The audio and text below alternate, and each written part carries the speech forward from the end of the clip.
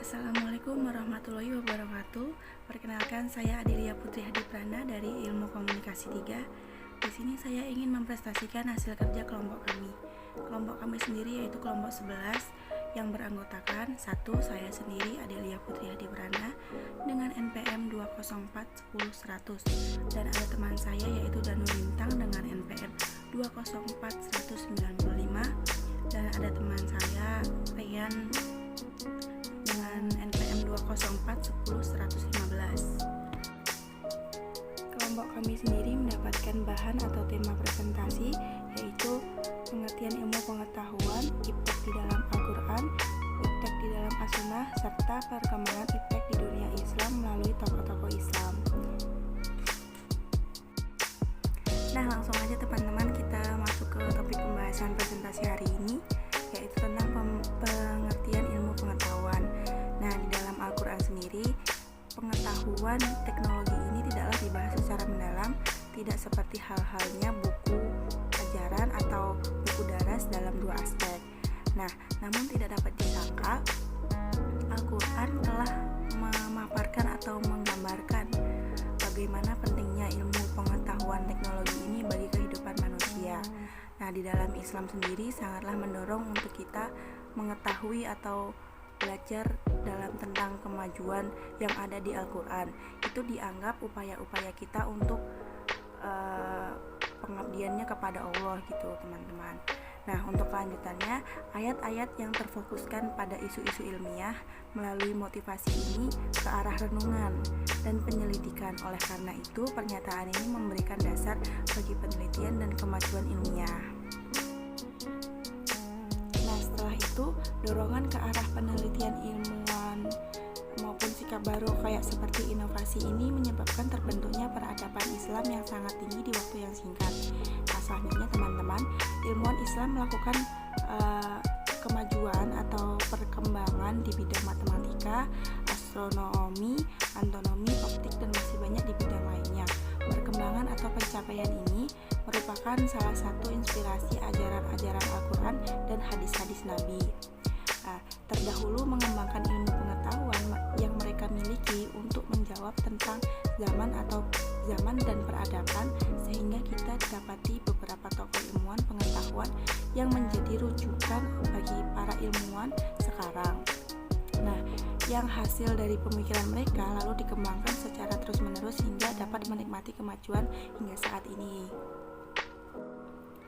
Namun, umat Islam sekarang sangatlah kurang kita dapati perannya di dalam pengalaman atau pendalaman iptek ini, bahkan cenderung hanya menjadi penikmat dan bahkan menjadi sasaran berbagai imbas kemajuan-kemajuan tersebut. Apabila ada penemuan-penemuan baru ditemukan atau dikemukakan oleh umat Islam lain, kaum muslim hanya bersifat apologi dan mencari kesesuaian dalam sumber ajaran Islam. Kalaupun ada, kemungkinan hanya segelintir saja yang ingin berkualitas atau yang lebih maju di dalam hal itu. Lanjut yang kedua yaitu ada iptek dalam Al-Quran. Nah, teman-teman, keterpaduan Al-Quran dalam iptek ini adalah ketika Allah memberikan isyarat di dalam Al-Quran. Nah, contohnya tuh kayak akan kekhalifaan manusia yang mana ia mendapatkan tugas sebagai pemelihara kemakmuran bumi demi kelangsungan kehidupannya di alam ini.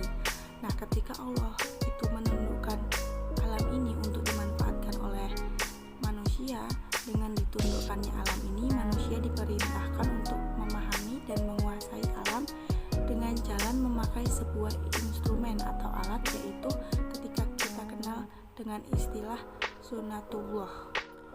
Nah, lanjut teman-teman, as-sunnatullah itu sendiri diartikan dalam hukum-hukum alam yang berlaku secara menyeluruh dan apa adanya. Lalu contohnya itu seperti pergantian antara siang dan malam, matahari sebagai sumber tenaga atau energi, atau pergantian hujan atau tidak, pergantian cuaca seperti itu. Nah, jika hal itu tidak lagi berjalan seperti adanya, itu berarti hukum alam telah tidak berlaku lagi untuk tentunya atas kehendak dari Tuhan yang mengatur, seperti Nabi Ibrahim yang dibakar tetapi tidak terbakar karena sifat api itu tidak berjalan sesuai dengan hukum alam yang membakar. Lalu penemuan baru terus pun terlahir yang pada akhirnya menjadi sebuah sistem pengetahuan yang secara empirik dan dapat dibuktikan alias jelas. Dan hal ini terus berkembang sehingga menjadi ilmu pengetahuan. Pengetahuan yang digali dari hukum-hukum alam itu menjadi bentuk-bentuk berupa teknik-teknik yang dapat dijadikan alat-alat modern yang pada akhirnya kita kenal sebagai sebutan teknologi. Nah, proses pencairan ilmu pengetahuan yang dilakukan oleh para ilmuwan melalui observasi atau pengamatan ini atau analisis atau pengukuran data yang diperoleh secara kritis dilakukan, yang dilanjutkan dengan evaluasi hasil-hasilnya dengan penalaran yang sehat untuk mencapai kesimpulan yang rasional sesuai dengan alur berpikirnya secara ilmiah tersebut.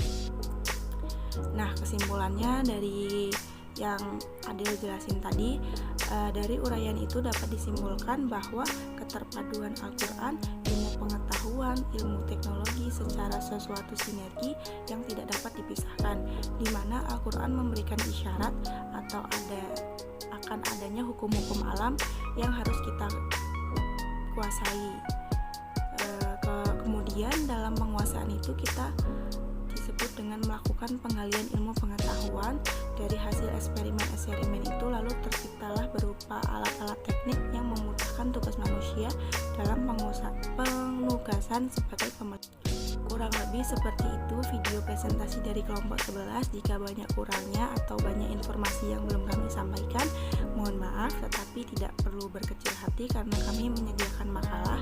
Jadi semisal teman-teman ingin info lebih jelas, teman-teman bisa menghubungi saya Adelia Putri Hadipana di Ilkom 3. Terima kasih semuanya atas waktu yang telah diberikan untuk mendengarkan video presentasi dari kelompok 11. Wassalamualaikum warahmatullahi wabarakatuh.